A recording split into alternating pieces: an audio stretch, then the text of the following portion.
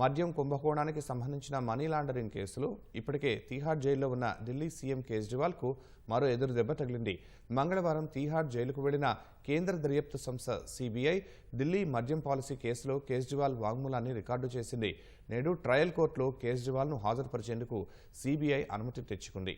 కోర్టులో హాజరుపరిచే ముందు కేజ్రీవాల్ను CBI arrest చేసే అవకాశం ఉందని సంబంధిత వర్గాల ద్వారా తెలుస్తోంది. ఈ ఏడాది మార్చి 21న మద్యం పాలసీ కేసులో కేజ్రీవాల్ను ఎన్ఫోర్స్మెంట్ డైరెక్టరేట్ ఈడీ అరెస్టు చేసింది. ప్రస్తుతం ఆయన జ్యుడిషియల్ రిమాండ్లో ఉన్నారు. మరోవైపు మద్యం కుంభకోణం కేసులో మంగళవారం సీఎం అరవింద్ కేజ్రీవాల్కు ఢిల్లీ హైకోర్టులో ఊరట లభించలేదు. కేజ్రీవాల్ బెయిల్ పిటిషన్పై ఇచ్చిన స్టే కొనసాగుతుందని ఢిల్లీ హైకోర్టు స్పష్టం చేసింది. జూన్ 20న కేజ్రీవాల్కు రౌస్ అవెన్యూ కోర్టు బెయిల్ మంజూరు చేసింది. ఆ తీర్పును ఢిల్లీ హైకోర్టులో ఈడీ సవాల్ చేసింది. దీనిపై విచారణ జరిపిన జస్టిస్ సుధీర్ కుమార్ జైన్ నేతృత్వంలోని బెంచ్ బెయిల్ మంజూరుపై స్టే విధించింది.